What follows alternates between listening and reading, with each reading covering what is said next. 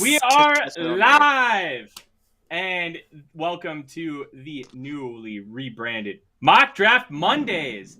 I am your host, Tyler Forness. With me, Deshawn Vaughan and producer Dave in the man cave. All right, so little format change here tonight. It's the offseason. We're talking mock drafts. We're talking the future of the franchise. We're going to dive into what the Vikings learned from this weekend. We're going to talk a little bit about Kirk Cousins. We're going to talk about potentially trading him and what that could net us in the draft. And we're going to start off with our first mock draft of the offseason. Strap in. It's going to be a fun hour. Let's roll, Dave.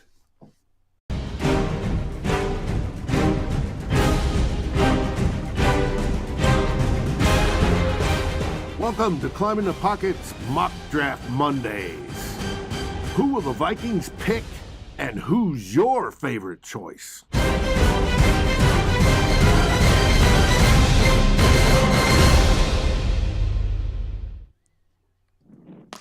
Bing Pot! We have Mary live in the chat. We are ready to rock and roll. Gentlemen, how are we feeling after the best week of football we likely have ever seen in our lives? It was good, man. I learned today that 13 seconds is long enough for anything.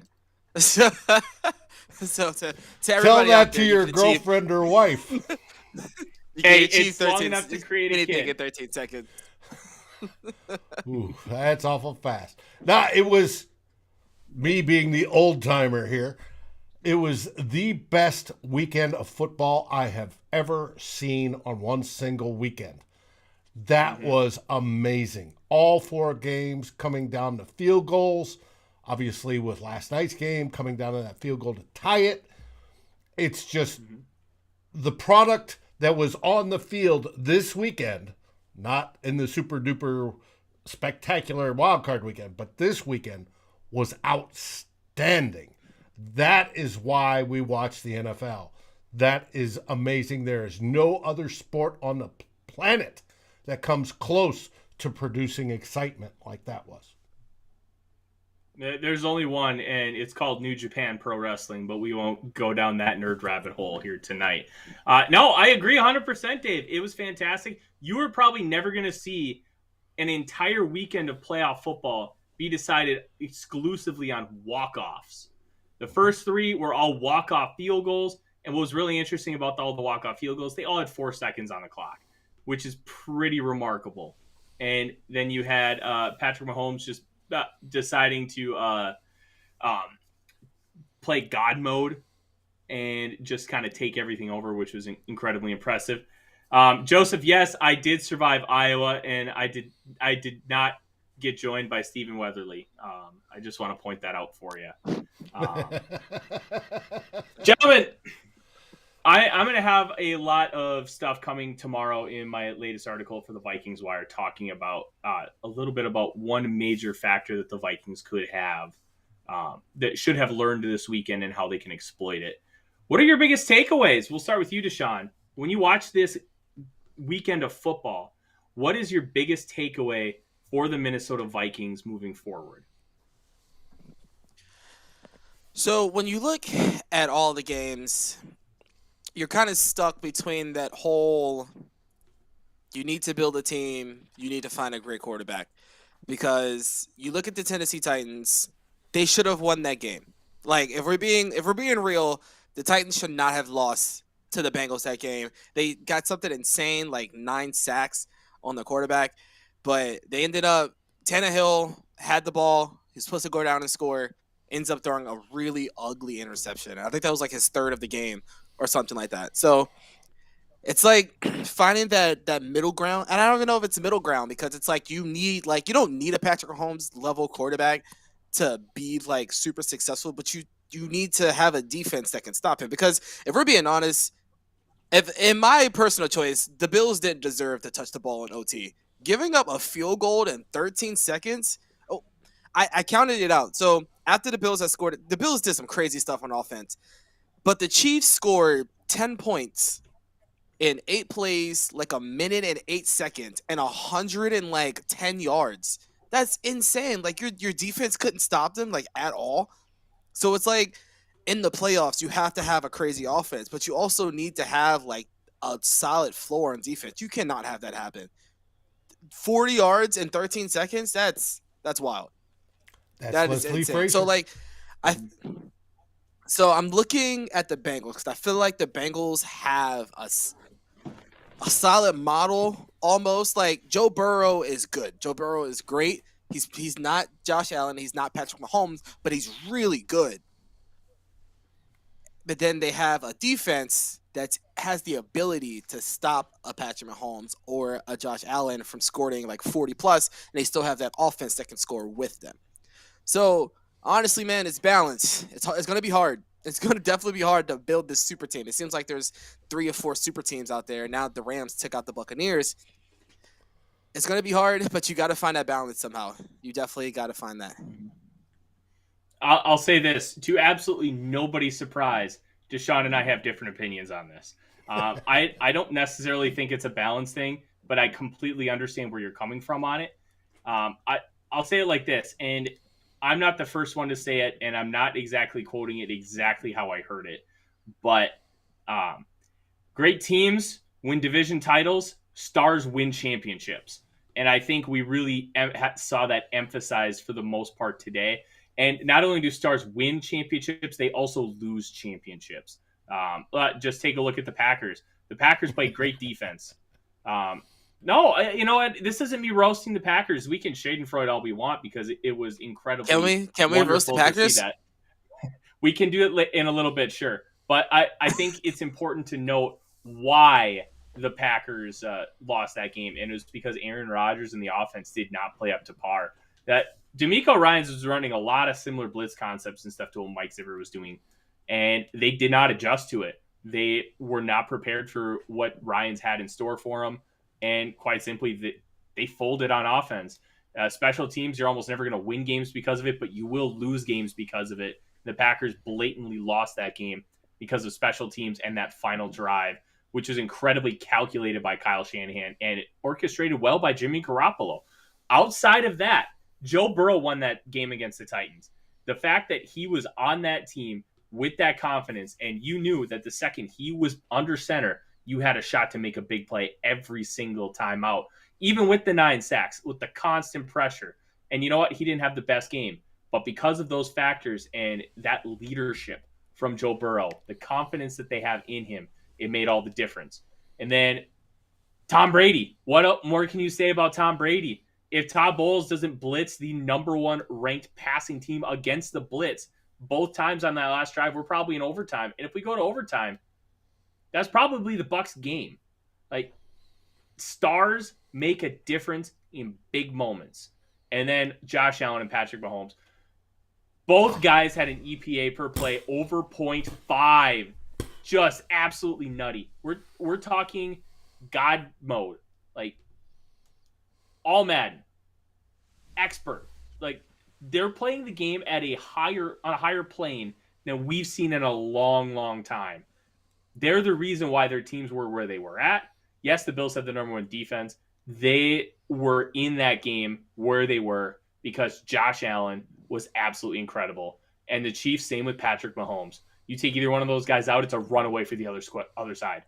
Like, stars win titles. You still have to get to the dance. And I think that we're seeing that with Joe Burrow right now. Once you get to the dance, you can make some damage. The Niners are the anomaly here. There's always an exception to every rule.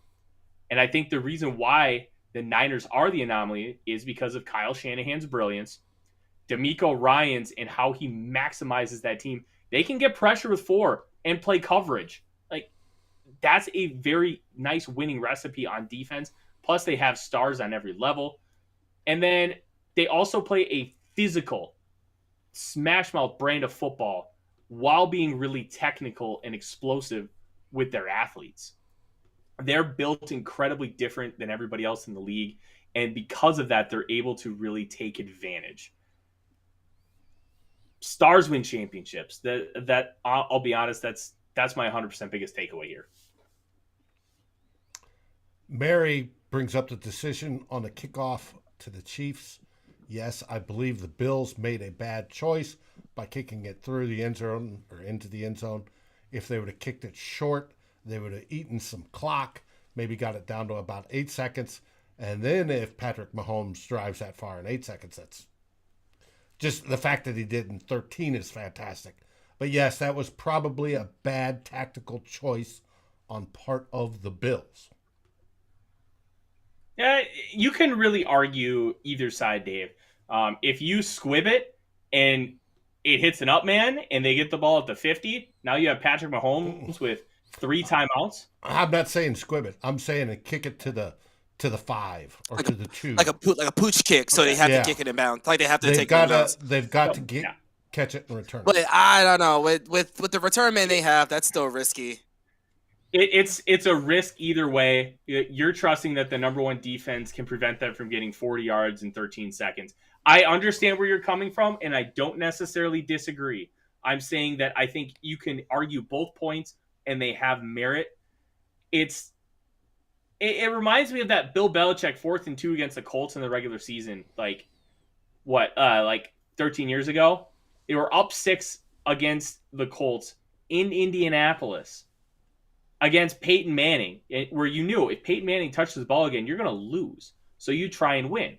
Mm-hmm. And the reason I bring that up is Bill Belichick got absolutely slaughtered in the media for it. And I always love the call. Just try and win the game. The Vikings did the same thing against the Seahawks last year. But because it failed, it's getting buried, even though it's not necessarily the wrong call. So I think we just need to look at it from both sides, because I probably would have kicked it deep, as Deshawn pointed out. You have Tyreek Hill. Yeah, but Tyreek Hill, what are the percentages of Tyreek Hill having another good return? I'm not. Well, he already did it once. I don't know. Yeah, that's what I'm saying. It's small, unless you don't trust your special teams to stop him. No, I don't trust my special teams to stop Tyreek Hill. Dave, and this goes back to my point earlier. You trust your defense to stop Mahomes. Don't give that's a pick your other poison. team stars to win the game for you.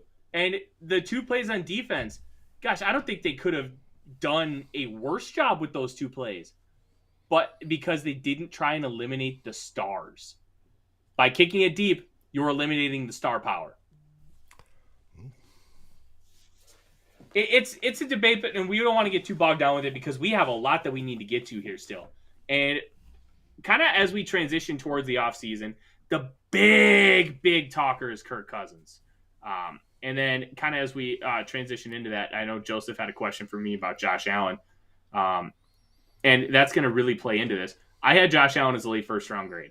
The biggest issues were, how can he play within structure? How can he grow? Because he was massively inaccurate. He did not put up great numbers.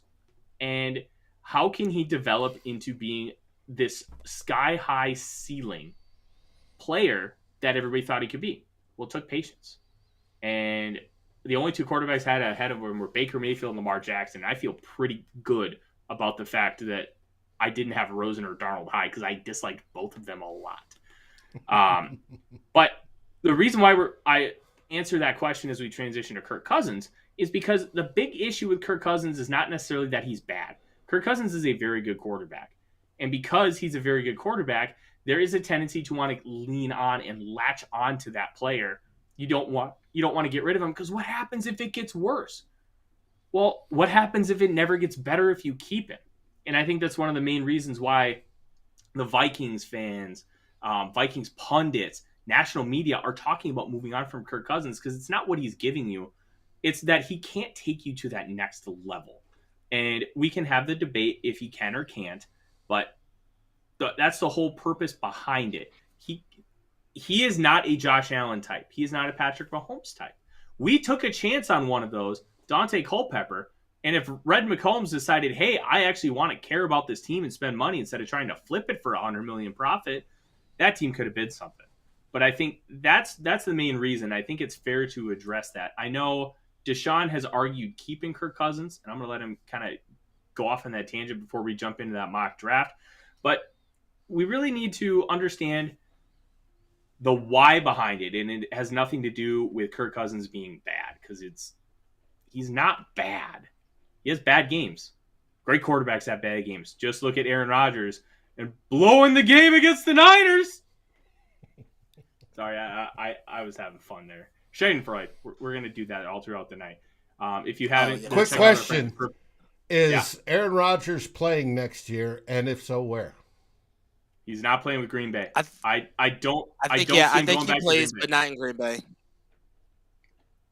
He's explicitly said right after the game, I don't want to be a part of a rebuild. The way the Packers roster is structured, the way their salary cap is, they're $60 million over the cap. They have one tight end, one wide receiver on their roster. Josiah DeGuara and Amari Rodgers are their two pass catchers. No Devontae Adams.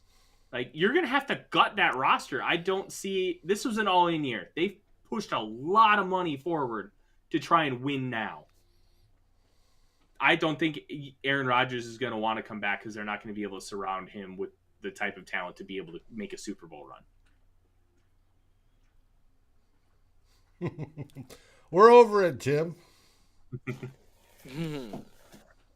All right, Deshaun, anything you want to say quickly? Because apparently Jim does not want to hear about Kirk anymore.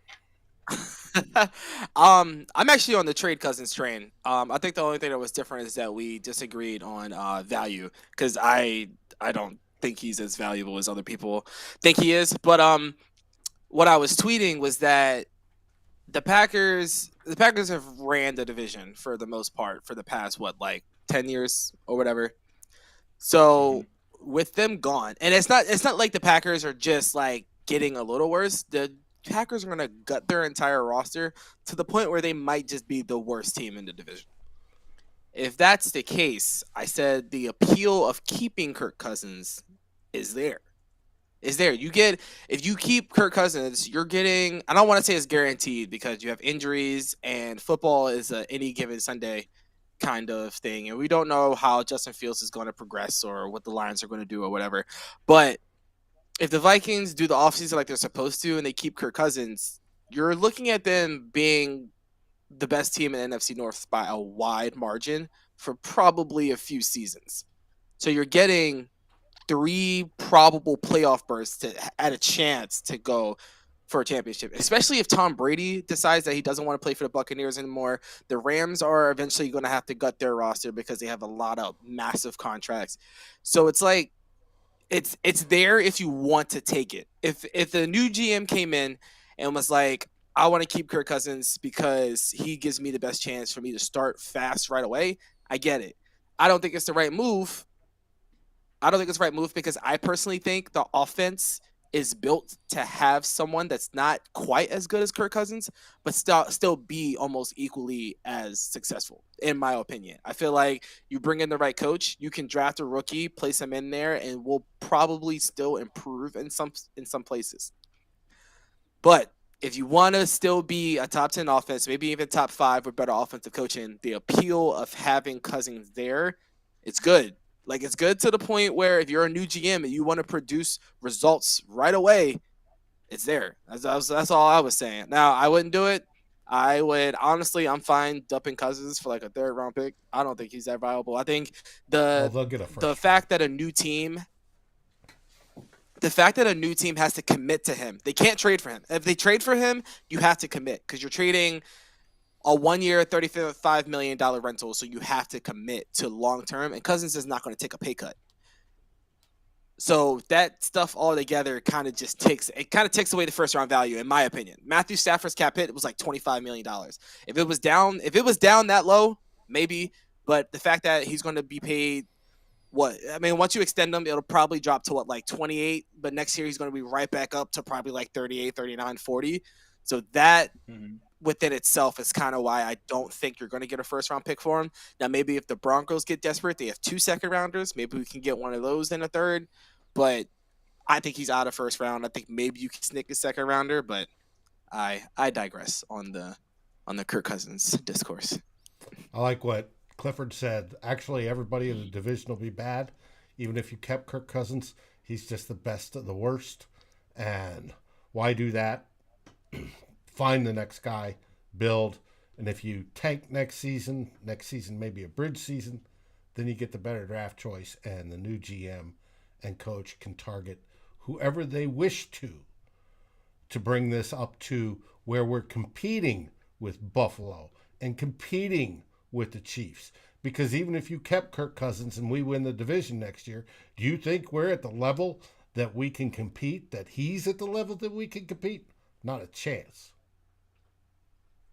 Not in my opinion. I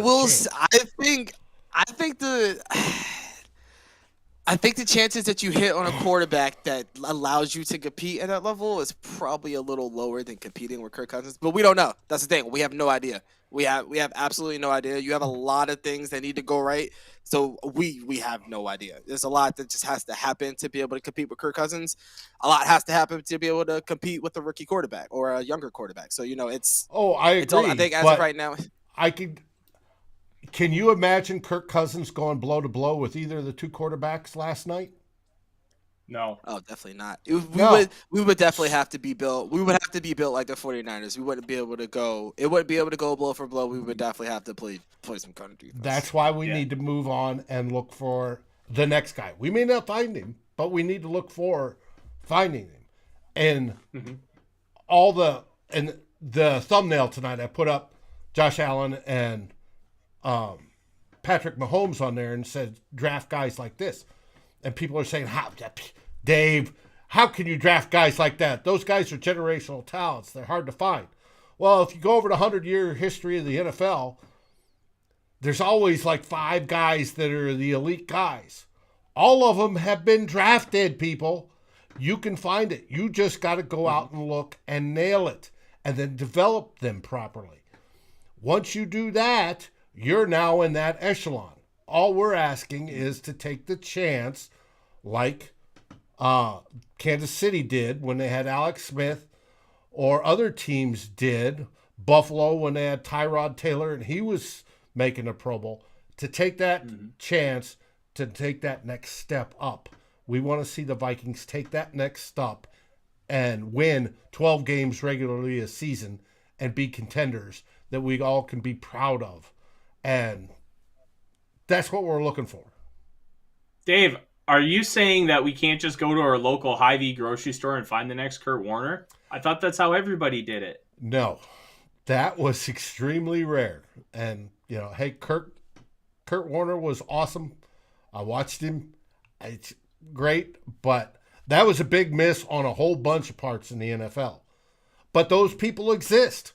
They do exist. You can go out there and find them. Go find one. Yeah. If you ever want to go down a weird rabbit hole, and we're going to jump to the mock draft here in just a moment. If you want to go down a weird rabbit hole, look at the backups for Brett Favre and how many of them became quality starters in the National Football League. It's astounding how many good players backed him up. Kurt Warner was one of them. Only during the preseason, but it's worth noting how many quarterbacks they earned out year after year backing him up. All right. Boys, are we ready? I think we're ready. Let's flip over. Boom! All right. And hold on. Okay. I need to set up the screen. I didn't do that before we started. That's my fault. That's okay. You got me on the side panel. I feel official.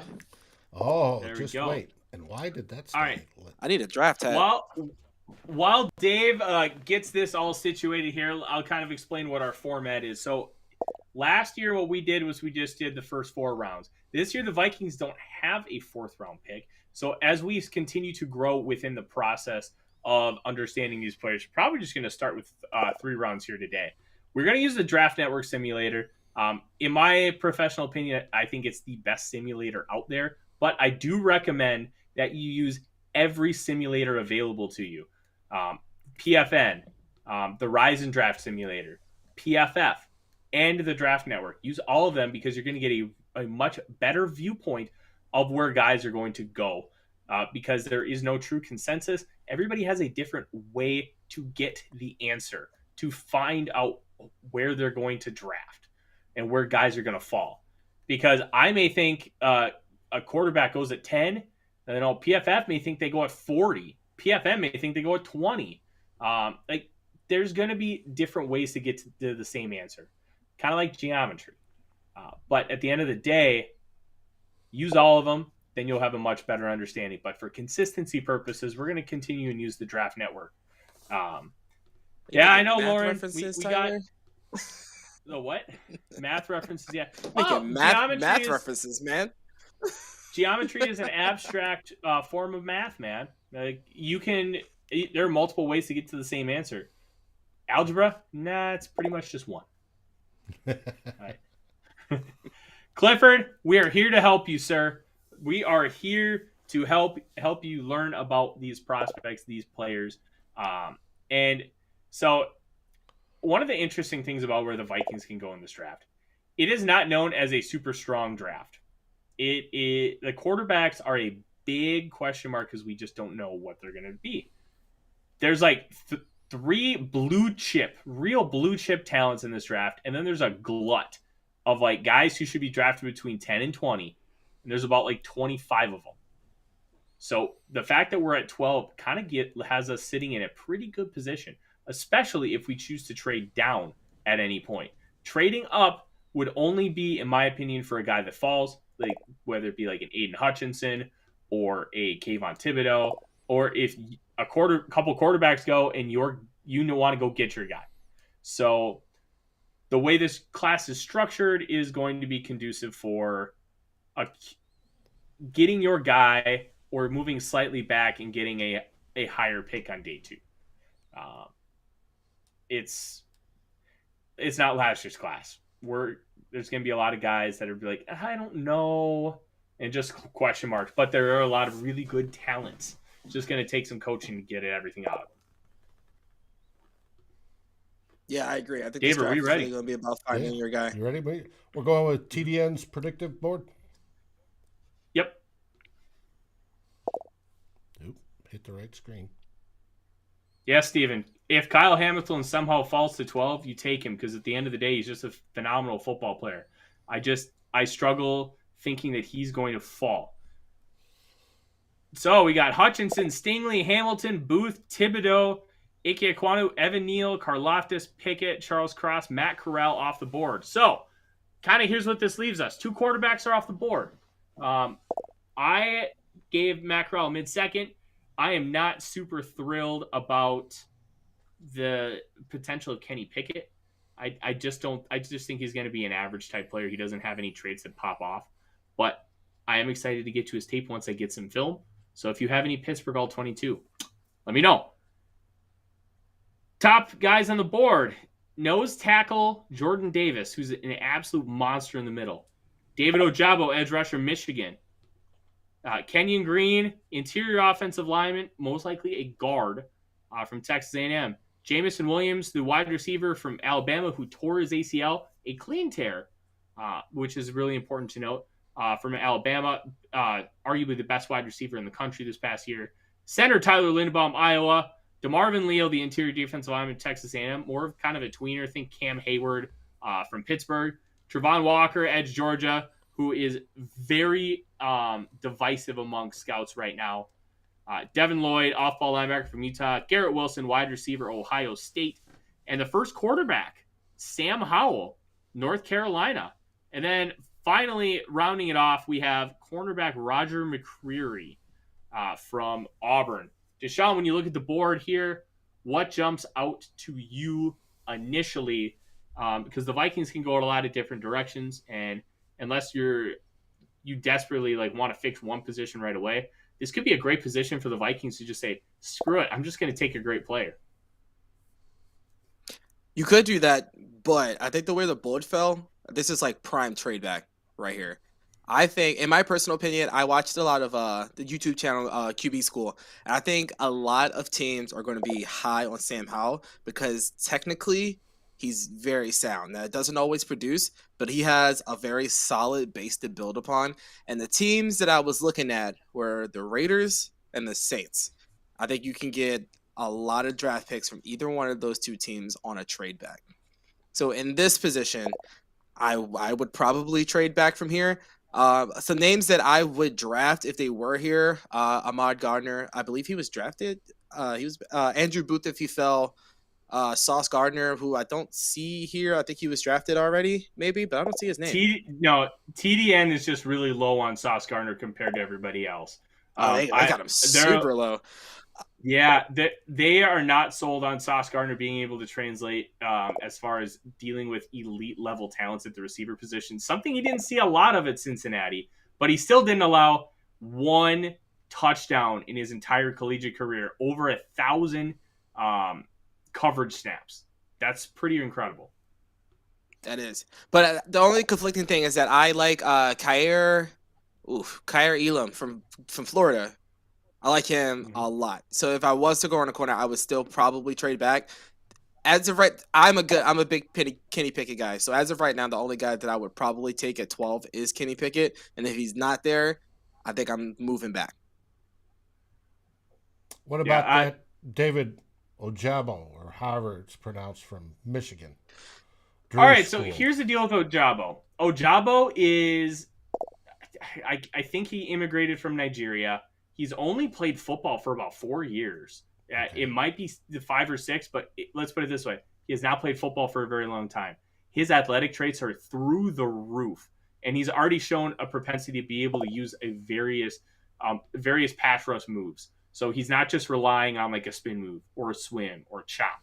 He's able to use a bunch of different stuff against defensive linemen. On the opposite side of Aiden Hutchinson, he got, I think it was 11 sacks on the year. And the guy is raw. He's raw as sushi, and he's already this defined. So the ceiling is really sky high for him. Before we really make decisions, we're going to pick somebody here, obviously, but before we really lock into somebody as, hey, I want this guy, we really should know what kind of scheme we're running, because Ojabo is probably going to be best as kind of how the Packers use Rashawn Gary.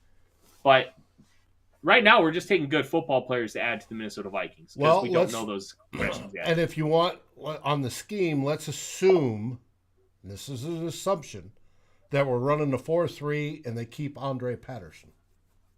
Okay. As well as wide receiver coach. Those are the two coaches I would like to keep. So let's assume they keep. And I think Ojabo would be. I like Ojabo a lot. Yeah, he would be a bit. There's a couple edge guys that I like between that 32 and 44 range. So if you were to trade back and get that extra second round pick, there would be a couple guys that I would be okay settling on if you didn't get Ojabo. But if you're staying at 12, you don't go wrong with Ojabo. Okay. All right. Well, hey, Dave, can we take a look? Can we click on the trade function and see if anybody's offered us anything? I remember that. Exclusive for premium, which tells me you're not logged in. So we're not doing trades tonight. Okay. Well, I'll look into that, because I I know I did get an updated debit card, so that might be part of it too. So I need to re-up that. So it was asked in the chat. Is Ojabo just a pass rusher? Drew, yes, can you tell us that? Question. He's one of your boys. You watched him play every weekend. He's probably just going to be a pass rusher for year one. You can use him every down, but I think you really want to ease him in, because, as we talked about, he's raw as sushi. He's incredible when you just tell him, hey, go get him. But he still has a lot to learn with the nuances of football. And when you talk about a guy like that, you don't want him overexposed. You don't want him getting frustrated. Give him the tool set to work with, and then you can start using him on an every down level, because he has that type of potential. I think he has Myles Garrett's ceiling. He's got a lot of talent, and he's got the athleticism and size to back it up. But he's still a project. You can still get a lot out of him while he continues to learn to be an every down player. But right away, I'd put him strictly pass rusher. Yeah, just like a lot like Jason Owe for the Ravens, raw pass rusher that came in, and the Ravens used him really well. And I think he ended up leading rookies in pressures or something. He ended up having a fantastic season as a raw guy who didn't do much in college. And he came in, and you really want to start, especially when it comes to edge guys, you're drafting traits. You're drafting guys with these traits, these monster traits. You come in and you let them develop. All right. Who on this board is the best player available for the Vikings to pick? Regardless of position, I think it's Jordan Davis, but I can't justify taking him this high, because he is honestly a 2-down defensive tackle, and he doesn't have the kind of game-changing ability like an Aaron Donald has. He's really, really, really good, but And there we have Drew putting in about yeah. Ojabo. So it looks like Drew and I are on the exact same page, which you'll love to see it. Deshawn, if you don't have any objections, I think Ojabo is probably the pick here. You're getting a guy at a premium position with a good floor right now and an incredibly high ceiling. Ryan, we'll talk about Leo. I'm iffy. I need tape. He could be, but I'm not sold right now. But that's something that we're going to definitely get into more and more as time goes on. Dave, it looks like Deshawn and I are set. We're going to take David Ojabo, the edge rusher out of Michigan. Drew, you can send us beer later because I know you are a very, very happy man. So I kind of want to dive into this real quick while we wait. Ryan is really sold on Leo. I just don't know where to play him. Is he going to be successful every down as a 3 technique? He really is a big edge. Dave, you only put it at 1 round. My bad. Run it again. Right, well, hey, Kenny Pickett falls to 12. You know what?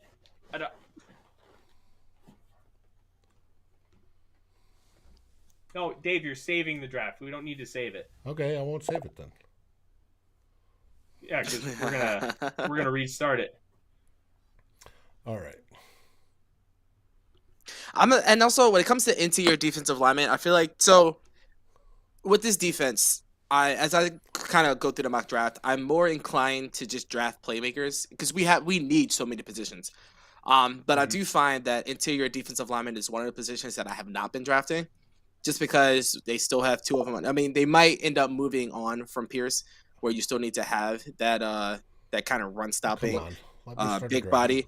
But I think they're going to want to give Watts a chance, and they also have Twyman, he's a 6th rounder. You shouldn't expect anything from him, but I was high on him coming out. So IDL is kind of the ones that I haven't really been paying a whole bunch of attention to. But when it comes to, I've been looking at just overall playmakers at linebacker, edge, corner, even a safety type.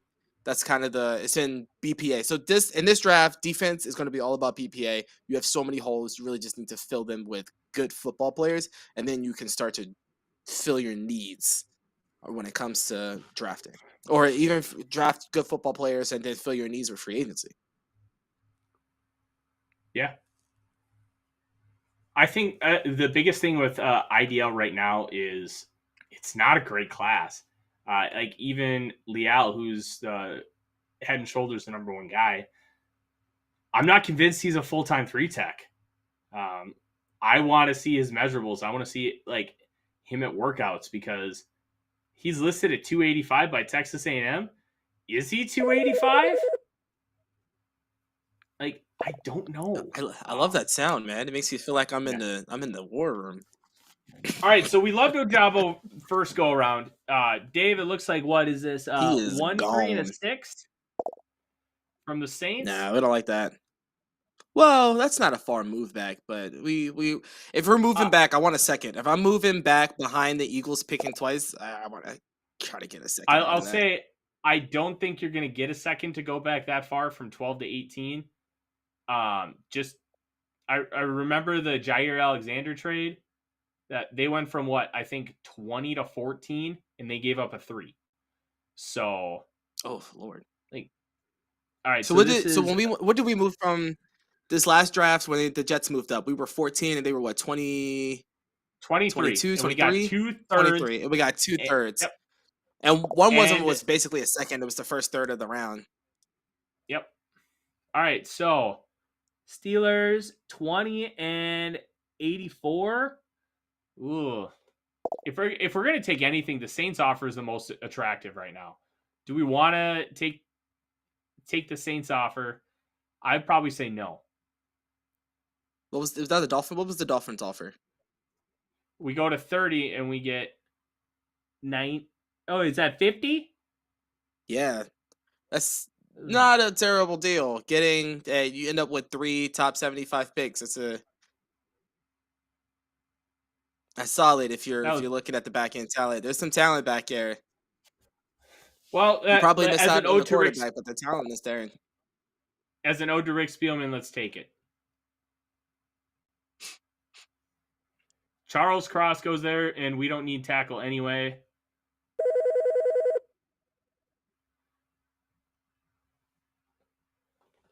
So we give up a 6 to go up 5 spots.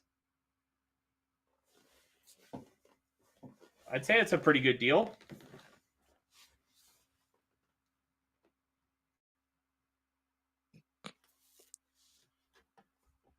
Boom. All right. All right, we are at Garrett 25. Wilson. Who is on the board? It's wide receiver and quarterback central, looks like. Garrett Wilson and Chris Olave from Ohio State. Treylon Burks from Arkansas. Jahan Dotson from Penn State. Carson Strong, quarterback from Nevada. Desmond Ridder, quarterback Cincinnati. And then offensive tackles, we are not going to really have to worry about. Nicholas Petit-Frere is one of them, Ohio State. Jacoby Dean, linebacker, Georgia. To me, he screams New England Patriot because he's just a good football player that you can use as a really versatile chess piece. Feels like he could be used in a similar role to Dante Hightower and at least right away alongside it. I kind of like that. I'm really tempted to take wide receiver here, and let me tell you why. We don't necessarily need it right now, but we're going to need it because Thielen's going to be gone here in a year or two. KJ Osborne is a solid number 3. Can he take that jump to a solid number 2? I just don't know. And when we look at how these teams have been built that are currently in the playoffs, the Bengals have 2 bona fide number 1s, a fringe number 1 in Tyler Boyd. They have Joe Mixon, who they're paying a bunch of money in the backfield. And then the Chiefs are loaded. The Niners have a ton of weapons they use in different ways. And I'll get to that here in a second. And then the Rams, they've loaded up on their weapons group as well. It might be advantageous for the Vikings to take a receiver, and then with Justin Jefferson in a year signs his big extension, you have his running mate making a rookie salary. And I think that can be very attractive, especially because we could be talking about setting this team up for a future franchise quarterback without actually taking one this year, because that's on the table as well. The Bills rebuild really started in 2017 when they started drafting for the quarterback. And then in 2018, they got Allen. And in 2019, they built the offensive line. 2020, they got Diggs. And then now they're continuing that process throughout. Might not be a bad idea to take a Treylon Burks, who a lot of people are saying, and I completely agree, you can utilize him in a very diverse way like the Niners use Deebo Samuel. So ISM showed me some potential in that Bears game, and honestly, you don't want to hang your hat on that because it was only one game. It was kind of a meaningless game, but I feel like we're pretty good at wide receivers, and since you already have that number 1, you're drafting just to find that number 2 guy, and I feel like that's something that you could probably do the year of, or something you could find in free agency. I'd have a hard time not taking Carson Strong here. I feel like that's the pick you have to go with. I mean, you have this guy. He's here. He's probably not going to make it out of the first round. Somebody would probably trade up into the first round to get him if he does slide that far. I personally would go up with Carson Strong. If you didn't take quarterback, I really like Jermaine Johnson at edge. I think while he does probably fit a 3-4 better, he's an athlete. He's a good player. He's an athlete. He does multiple things on the defense, and he's a defensive playmaker, and that's really what the defense needs. So in my opinion, I'd be taking Strong first, and then if we didn't go Strong, I would take Jermaine Johnson. I do like the idea of Carson Strong. I think everybody knows that they have seen on Twitter my nice little jersey swaps of Carson Strong. I love the guy. But I do want to point out that TDN currently does – did they segment it differently this year? Okay, so it does say we do need receiver. So that's something to at least be aware of. Ryan, get to Burks. Receiver is high on the board. Yep. And it's also absolutely loaded at the top, which is why I kind of started talking about it. But we can always reassess at 46 and decide if we want to go that route. Carson Strong, the quarterback out in Nevada. Something to know about Carson Strong: we don't know how good his knee is. He had a right knee surgery in February and rushed back. It was a 10-month heal time. He wanted to play, and you could tell that he was very hindered. He's not a super athlete. He's going to stand in the pocket, but he's got pocket awareness and movement like Dan Marino and Big Ben. He knows how to avoid pressure, avoid taking hits, and he can feel it coming, stuff that we don't necessarily have currently with Kirk Cousins. He's not going to win a lot outside of structure. He's not going to run like Josh Allen. He's got a piss missile attached to his shoulder. He can throw the football. Ryan, we're going to talk about Malik Willis moving forward. But tonight, I think we're going to end up taking Carson Strong, and we're going to kind of see how that works. The nice part about these mock drafts is we're going to do a lot. We're going to take a lot of different players and go a lot of different directions because we want to see how this can impact the Minnesota Vikings long term. And there's a lot of different ways it can happen, which is the best part about these mock drafts. We're probably going to not get any of these picks right, but it's good to learn about it. And Ryan obviously wanted Malik Willis. Too bad, Ryan. Mm-hmm. Oh, trust me, I would love Malik Willis, but make sure you check out my article tonight. There may be a little something on Malik Willis. Nakobe Dean is the one that stands out here. Nakobe Dean could be a top 10 pick. And this is kind of what we talked about at the top, where this class is very deep. And a lot of guys who could be drafted between 10 and 20. And this is the absolute peak. I know Deshaun loves Kyer Elam.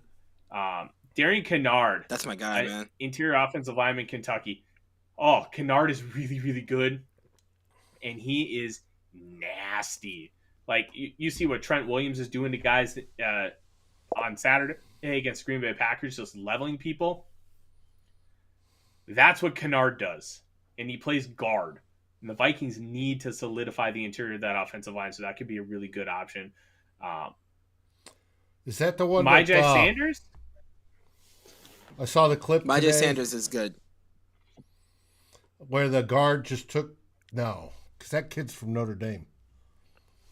Where the guard took the guy and just right-handed him and planted him into the dirt. Oh, I love O-line tape like that. It's beautiful. So, I personally, Kyer Elam is my guy right here. I would go Kyer. Now, we do need linebacker, for sure. You're going to need a linebacker, but there are 3 linebackers that I have my eye on in this class. There's Brandon Smith from Penn State. He's a super raw guy. Just, again, another one of those athletes. I think he slides to the 3rd round. There's Chad Muma. I love Chad Muma. Oh, the Wyoming kid. I love his instincts. Yes, I love Chad Muma. I think he's going to be one of the biggest. Like, he's a 2nd rounder, maybe a French first, but I think he's going to go in a 2nd. I think he's going to be a steal. Like, I think this kid's going to be really good. He was who did he play with? Bengals Logan Wilson. I think he's better than him. And I think he is better than him. The same style. Right. So here I would go Elam, and then at 50, I would go linebacker with Chad Muma. You good with that? I'll say this. We can go Elam, but with Nakobe Dean still on the board and how we've structured this class, I think you have to go Dean. Because, and I'll argue it this way, Deshaun. Dean isn't just your standard off-ball linebacker. He had a 90, he had a grade over 90 in coverage. He had a grade over 90 in stopping the run, and he had a grade over 90 as a pass rusher. Not just a blitzer, a pass rusher. The guy does everything. And I think one reason why he could fall, his size isn't exactly what you would call ideal. He's like 6 foot and a quarter, weighs 227 pounds. But the man is just a great football player. Yeah, but in today's game, 227 is small. But yeah, if you use him correctly, he doesn't look small though. If you use him, he doesn't look small. That's the thing.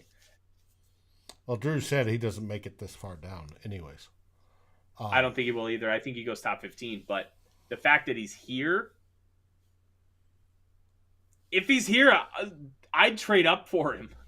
But Dave, I'll let you. Like, we're different. Deshaun wants Elam. I want Dean. Break the tie for us. I gotta go with Deshaun on this because so my only issue is that the corner talent falls off after this almost. You're hard to find kind of anybody in the outside. You get a lot of slot talent after this, though. It's hard to see, Dave. Can you read it off? They try to treat us though. Sorry. I think it's a third and a sixth for. It's to move up to 49.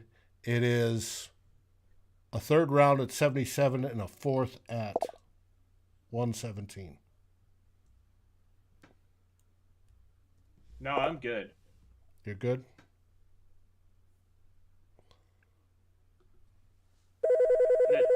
See, the only reason I said no is there's no way in hell that the Saints actually offer that trade. You're going up like no on this one. Yeah, no. Yeah, All right, there's a lot of talent left. Let's take a look. All right.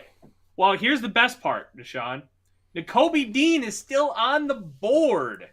Let's take a look at kind of what we're looking at. Yeah, we drafted. Trey McBride is the guy that you're going to want to watch. Devin Jackson of Blue Chip Scouting really turned me on to Trey McBride. One of his guys. Trey McBride does everything that you want from a tight end. He's explosive in the open field. He's got a great catch radius. Contested catches are a plus trait as well. Great hands, really good in space, and he's a nasty blocker. Like, he is the complete package of tight end, and with the Vikings tight end room moving forward, probably going to be not super good with likely only Irv Smith left with Tyler Conklin. I'm projecting to leave him free agency. He's the guy you're going to want to watch out for as somebody who could potentially be our tight end one in 2023. You don't think Ellison Nakobe Dean's the guy? Step up? I think he'll be fine as a 2 or 3, but I don't think he's the number 1. There's another guy in his class. I think he's an Ohio State guy. I like him a lot. It reminds me a lot of Kyle Rudolph. Great hands. Ruckert. Yeah, Ruckert. Great hands. Great catch in traffic. Dude makes highlight reel. I like him a lot in the third. All right. Mm-hmm. Since this is a no-brainer, we're going with Dean. Yeah. All right, so we have a corner. We have a quarterback of the future. And we have a do-it-all linebacker who excels on all 3 levels of the defense. Now, as we take a look at the next little bit, we've got a few tight ends up at the top. Ruckert is one of the ones you talked about. Cade Otton, Isaiah Likely from Coastal Carolina, who is fantastic. He does a lot of the same things that I mentioned with Trey McBride, and he's very explosive. Clark, linebacker from LSU, probably not going to go that route. Quay Walker, same thing. Mario Goodrich is a good player out of Clemson. Even more linebackers. Brandon Smith, as you mentioned, Chad Muma, JoJo Doman from Nebraska is a name to keep out as well. Abraham Lucas, offensive tackle, Washington State. We don't need that. Zach Carter. Zach Carter is the guy I want to talk about because I think he's going to be a 3 technique in the NFL. He played a lot of the buck position. He played a lot of edge, like kind of like a 5 technique style at Florida. He excelled both on the interior and on the outside. He's an absolute freak athletically, and he's got a motor. I think he could be a really good value here, especially for a team in flux, and you don't really know how you're going to utilize some of these guys on the front line. You need another guy to rush the passer and play the run. I think that could be Zach Carter. True. So here, I think I would lean Jeremy Ruckert here. I mean, you're leaning on the offense to be good, so you want to make sure that they are sound at all positions. And I'm starting to think, I mean, we want more spread this year, but you can also see us kind of going back to that 2 tight end. And I think with 2 tight ends with Ruckert and Irv Smith, especially if we start to use Irv Smith correctly. Now, when Irv Smith first started, his target depth was less than CJ Ham, which is ridiculous. So if we start to use Irv Smith correctly, that 2 tight end set with Jeremy Ruckert and him is going to be it'll be like having 3 or 4 wide receivers on the field. I think you get Carson Strong, you maximize him, you go in free agency, you get your 2 offensive linemen, you get him another weapon in Jeremy Ruckert, an end zone guy he's basically just Kyle Rudolph all over again. I think that you maximize Carson Strong in the best way with Jeremy Ruckert. So that's the way I would go. Now, edge is kind of concerning. Edge is definitely very concerning when it comes to this draft because it almost feels like if you don't get one early, you kind of just miss out on the whole group. But you also got to remember that you have guys like, and also while you shouldn't really expect too much from guys who sat out the whole year, you have Janarius Robinson coming back. You're getting Patrick Jones again in another full offseason. So there are options there. But I can definitely see maybe, and also you don't want to reach because as you can see by the board, the edge talent kind of falls apart. I personally would go Ruckett here, but I can definitely see going defensive line just to add another body there, hoping that you can get a group that's going to be better than what we had last year. So I'll kind of take what you said, Deshawn, and I'll expand on it. I struggle taking a guy who you're comparing to Kyle Rudolph because as good as he is in the red zone, how much are you going to use him between the 20s? And especially at Ohio State, I understand Ohio State had probably the best wide receiver group of all time. And we really saw that exemplified in the Rose Bowl when they didn't play without their top two guys, Wilson and Olave. But they never used him in between the 20s. It was red zone specific. And when I hear Kyle Rudolph, I don't want a tight end who's going to be red zone specific, especially if he's potentially going to be my number one guy. Of the guys that I see still on the board, I think that would be Isaiah Likely. He was the number one option for Coastal Carolina. He was able to dominate it on the outside, up the seam, phenomenal with the ball in his hands in the open field, able to make plays and break away from defenders, albeit in the Sun Belt. But a tight end in the Sun Belt is breaking away from Sun Belt corners. And I think you can't overlook that element, especially if we don't re-sign Irv Smith Jr.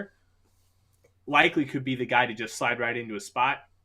And because of the system they run, which is a spread version of the triple option, where they do a lot of like split zone counters, they do a lot of lead stuff with the tight ends. I think you could talk about Isaiah Likely as the next guy up in that tight end room. All right. So The Wilfs want to make this team competitive next year.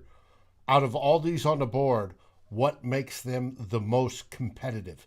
We know most of our holes will be on defense, but what makes the team the most competitive? If we're picking somebody in the third round, how is he going to contribute to make the team competitive? That's the direction we should go. And if you're telling me it's tight end, which I disagree with, then it's tight end. If you're telling me it's a 3 tech because we might get rid of Tomlinson or Pierce, Pierce obviously knows. There's, to me, it's a simple answer. I think it's Chad Muma or it's Zach Carter, if you're talking that context only. So I don't think you fix the defense all in one draft. I think we're kind of just going into this offseason expecting the defense to regress. I think to be the most competitive, it would be to make defense is try your best to have the offense be top 5, in my opinion. And I like Jeremy Ruckett because he's almost complete. He can do everything. So now he can run block with the best. He can run block with the best of them. And like you said, he wasn't used in the way between the 20s, like you said. But I just think having that extra end zone target makes the difference. I mean, if you can convert in the end zone, I mean, just having that guy that like almost like how the Rodgers used Robert Tonyan. If you have that guy who can in the end zone convert for you time and time again, it changes your offense. I mean, converting in the end zone is something that you still have to do.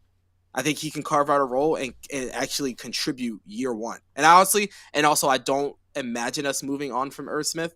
I think if he comes in and he plays well, I still think he takes kind of a discount deal because he's been injured so much and he hasn't really produced. But that was just kind of my thinking. I think they create that.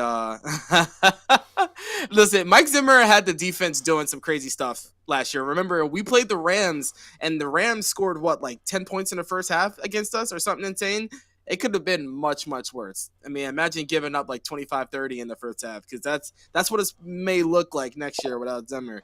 But in my opinion, you make the defense as sound as you possibly can. And I think Jeremy Ruckett does it. I think he gives you that all-around blocking tight end when you're running. He gives you a receiver option to end zone, and him and Irv makes a cool 1-2 punch. Honestly, Isaiah Likely wouldn't be bad either because Irv Smith has shown that he can be a blocker too. And you go tight end early because you want to be diverse within your your concepts. You don't want to have to always come out and spread to be good. You can go to 2 tight end and still pass the ball. You can go to 2 tight end and still run the ball. It's about being diverse in your offense, because if you can do that, you can beat team multiple ways offensively. You don't want to get one-dimensional. You don't want teams to be able to figure you out. I mean, you don't have Patrick Mahomes. We don't have someone that's unstoppable, so you still have to be able to scheme around and scheme beat defenses. Chris is right. If we're going to fix the defense through the draft, how many years is it going to take? You need to start somewhere. If you delay by taking a tight end, at least 2. If you start by taking a tight end here versus somebody that can actually play next year, you are shooting yourself in the foot, because the tight end was going to be I don't think a third-round pick plays next year. I don't think a third-round pick on a defensive line plays next year. I don't think he does, because you have so many defensive linemen already waiting in the ring. He has so many people to beat out that I'm not sure he does. I mean, he might come in and beat those guys out. Who have we but got? You have Armon Watts. You have Armon Watts. You have Jalen Twyman coming in. You have Janarius Rahman, who is inside out. You have Patrick Jones, who can also do inside out. So it's not. I wouldn't expect. It's possible, but I wouldn't expect a third-round pick to come in on the defensive line and contribute right away. Now, you took a third-round corner. Maybe we have holes there. But on the defensive line, they could find a hard time coming in. Now, tight end. There's one corner on the board. Goodrich. What's wrong with him? I mean, you could take him. Honestly, you could definitely take him. But in my opinion, if you're being competitive next season, it's making sure your offense is a bona fide top 5 offense, because that's how you're going to be competitive. If your offense, defense, tight end 2 at best. Yes. Yeah. I'm telling you, man. If he doesn't pass Ellefson. Hey, I want to point this out, because I advocated for taking Treylon Burks in round 1 for kind of this same element. You stack up the offense, and you're also drafting for the future. But we chose not to do that, and now we're kind of talking about tight end in the same ilk. Like, all right, we got a question there by Joseph on inside O-line. Let's look by position. It's thin. I wouldn't draft it. It's thin. Yeah, it's thin. I wouldn't draft it. I'd free agent entire O-line. Guys. I like Parham because he's small. He's under 300 pounds, but he's strong and he's tough. I think you can get him up over 300 pounds without losing too much. But it is like drafting another Bradbury. It really is. But I like his game. I think he can still be strong and tough, but he's the small guy. The entire offensive line ain't it this year. All right, here's Steven, the corners. Jared Patterson went back to Notre Dame. He's running it back with Marcus Freeman, so you don't have to worry about that. Alontae Taylor's a good player. We already talked a little bit about Goodrich. Michael Wright's all right. Cam Taylor-Britt has a lot of fans. Colby Bryant from Cincinnati, the running mate of Sauce Gardner. Colby was a good player. I really liked him. Caleb Evans also has a lot of fans. He's a hyper athlete. Really started Tulsa before transferring to Missouri for this past season.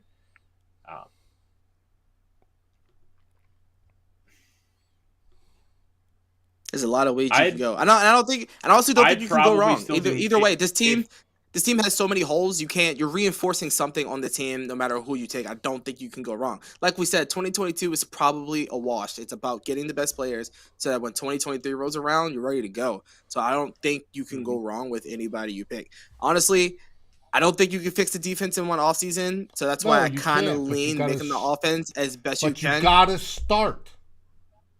You can, and we did. We took a corner, and we took – who did we take? We took a corner and a linebacker. And if you hit though, and we took 2 high-profile guys too. We took like 2 guys that can be first-round picks. So we took 2 pretty decent players. Now, edge is kind of the only group that I wish there was somebody left that I was really high on this late in the draft. But as of right now, this early in the research, there isn't. That's kind of where I would be in the 3rd round, trying to find that edge guy. But until we find that, I'm kind of leaning toward making sure that offenses, and honestly, it doesn't have to be tight end. It could be wide receiver. If there was a wide receiver here that I felt like elevated the offense that could play right away in front of some other guys, I would take that too. But until you find some defensive guys that you really think is going to play right away, I kind of lean to making sure the offense is as best it could be, because come 2023, that's going to be your calling card. You want to make sure that every single position. He's going to trade back. Yes, true. All right. Trade back. We've got one tackle on the board, Abraham Lucas. Can he be moved to guard? No. Is he good enough? No? Absolutely not. No, he doesn't have the body type. Yeah, and I would cancel the experiment too. Yeah. All right. I think it's down to like kind of what we're talking about. Deshaun would go Jeremy Ruckert. I'd go Zach Carter because I think Zach Carter can play a little bit of edge too. And I'm not sold that the Vikings are going to be keeping all those guys. DJ Wanham had the most fraudulent 9 sacks of all time. Mm-hmm. They don't have anybody who awful, I would consider. They don't. No. I'm not sold. I'm not sold on Patrick Jones, and I'm not sold on Janarius Robinson as people who can play big time snaps for the Minnesota Vikings. Boom. So even though they have depth on defensive line, I'm not convinced that they have enough to keep us from drafting somebody else.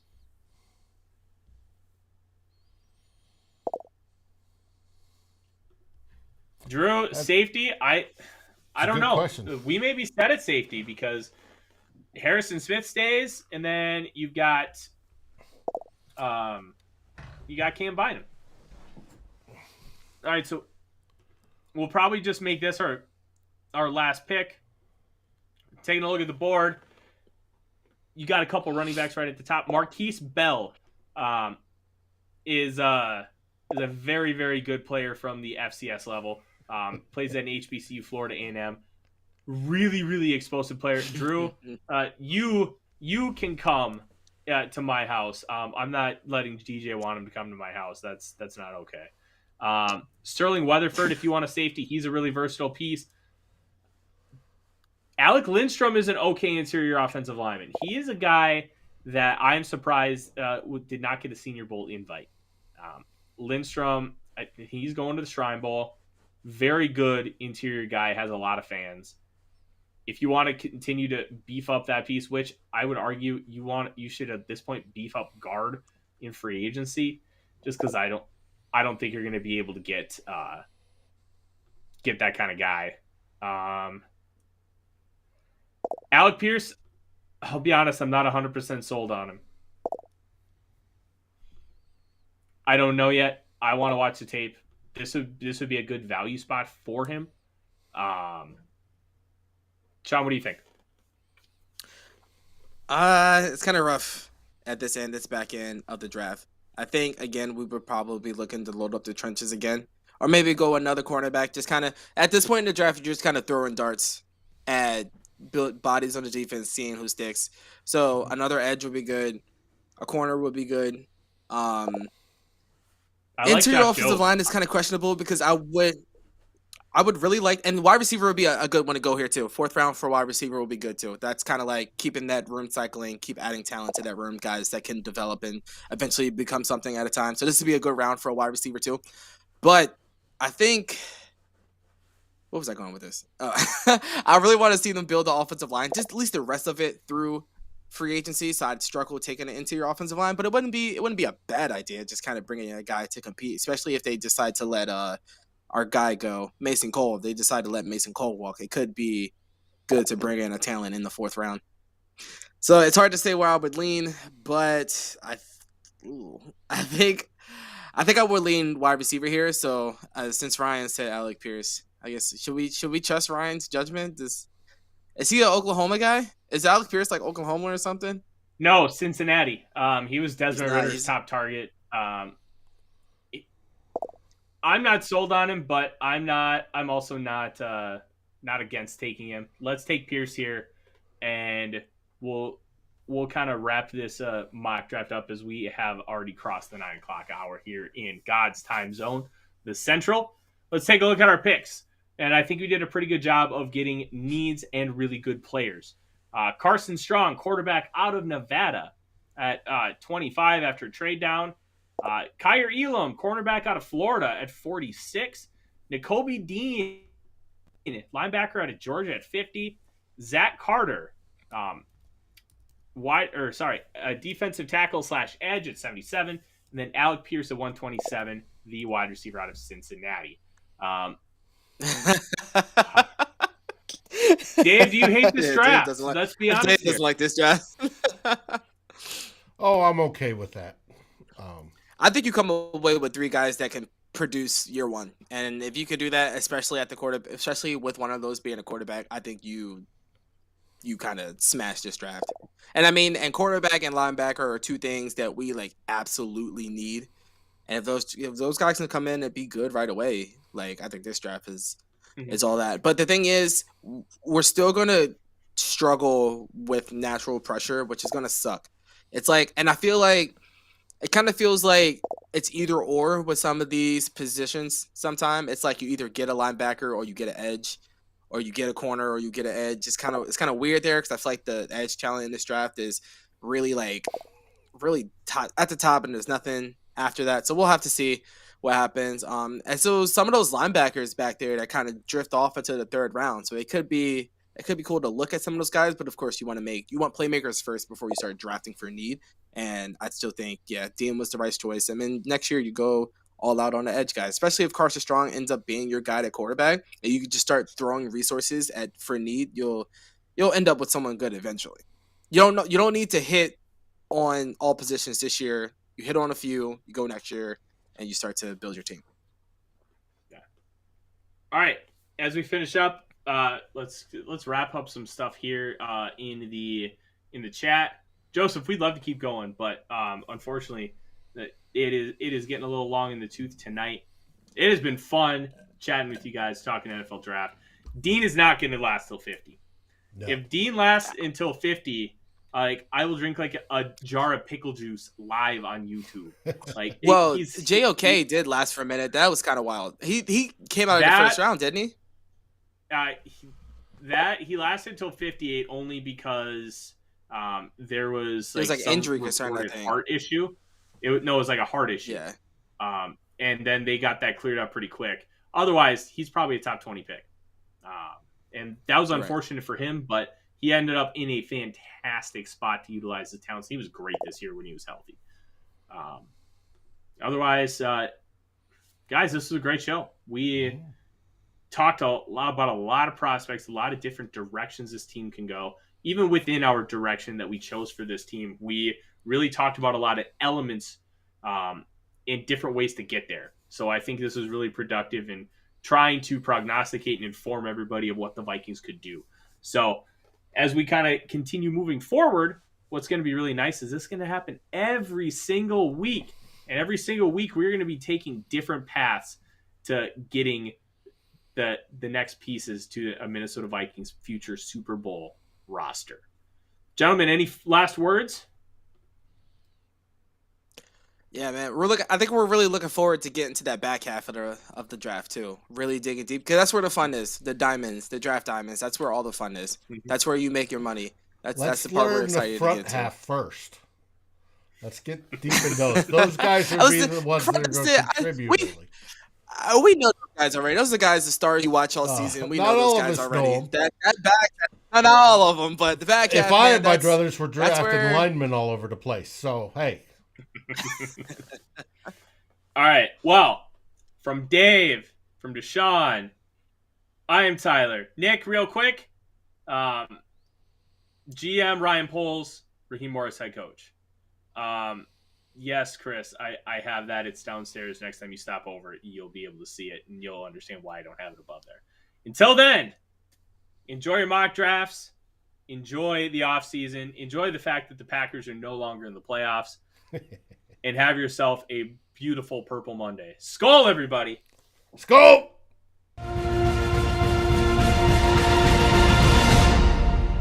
Climb in the Pocket thanks you for watching. Remember to like, subscribe, ring the bell, and if you're listening, rate us on your favorite aggregator. Skol!